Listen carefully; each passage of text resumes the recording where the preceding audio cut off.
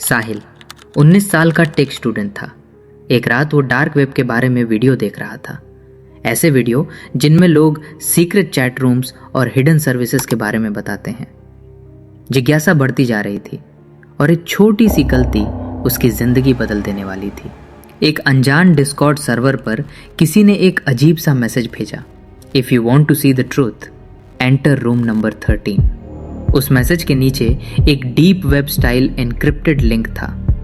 साहिल ने पहले क्लिक करने से मना किया, पर क्यूरियोसिटी ने उसे रोकने नहीं दिया। उसने टॉर ब्राउज़र खोला और लिंक ओपन किया। स्क्रीन पर सिर्फ एक लाइन थी, वेलकम ऑब्जर्वर, और नीचे एक बटन, एंटर रूम 13। जैसे ही उसने बटन दबाया, एक लाइव स्ट्रीम खुल रही। कैमरा एक अंधेरे कमरे पर फोकस था। कमरे के बीचों बीच एक कुर्सी और उसके पीछे एक मुखौटा पहना हुआ आदमी खड़ा था। आदमी ने कैमरे में सीधा देखकर कहा, समवन न्यू इज वॉचिंग।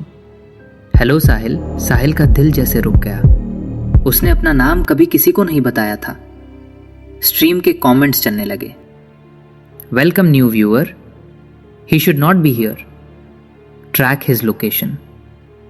घबराकर साहिल ने लैपटॉप बंद कर दिया, लेकिन स्ट्रीम खुद ब खुद फिर से खुल रही। उस रात बाहर एकदम सन्नाटा था। अचानक उसके फोन पर एक नोटिफिकेशन आया, लुक आउटसाइड। साहिल की सांसें थम गई। डरते डरते उसने पर्दा थोड़ा सा उठाकर बाहर झांका। गली के बिल्कुल बीचों बीच एक आदमी मुखौटा पहने खड़ा था, वही मुखौटा जो स्ट्रीम में था। वो सीधे साहिल के घर की ओर देख रहा था। लैपटॉप की स्क्रीन पर एक काउंटर दिखने लगा, 2 मिनट 59 सेकेंड, प्रिपेयर। सिर्फ 3 मिनट। साहिल घर से भागने का सोच रहा था, लेकिन तभी नेटवर्क बंद हो गया। लाइट्स तेजी से झिलमिलाने लगीं और डोरबेल बज उठी। 5 सेकेंड बचे थे। साहिल ने डरते डरते पीप होल से देखा, कोई नहीं। डोरबेल अचानक बंद हो गई। साहिल जैसे ही पीछे मुड़ा, उसके कमरे के अंदर एक नोट रखा था, you entered room 13, room 13 enters your life. अगली सुबह उसने अपना लैपटॉप तोड़ दिया, फ़ोन फॉर्मेट कर दिया, इंटरनेट का इस्तेमाल करना बंद कर दिया। लेकिन एक चीज़ कभी नहीं बदली। हर रात 1:13 AM पर उसके बेडरूम के दरवाजे पर धीमी सी दस्तक होती है। साहिल आज तक वो दरवाज़ा खोलने की हिम्मत नहीं करता, क्योंकि वो जानता है कमरा नंबर 13 किसी भी रात, किसी भी वक्त वापस लौट सकता है। कमरा नंबर 13 की दस्तकें हर रात 1:13 AM पर आती रहीं। साहिल ने उन्हें अनदेखा करना सीख लिया था, लेकिन एक रात उस दस्तक की आवाज़ बदल गई। पहले की तरह हल्की, इस बार जोरदार। साहिल का दिल तेजी से धड़कने लगा। उसने फोन उठाया, कोई सिग्नल नहीं।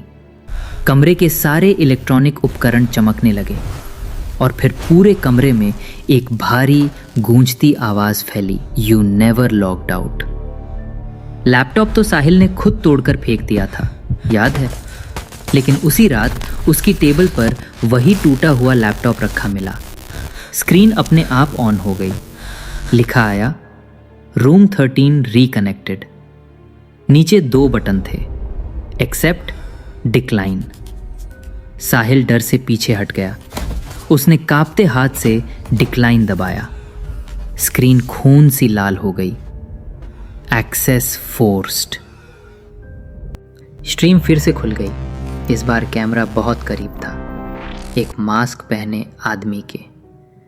मास्क धीरे धीरे क्रैक होने लगा और उसके पीछे एक डिजिटल गड़बड़ाया हुआ मानव चेहरा था, जैसे किसी इंसान का चेहरा कोड से बनाया हो।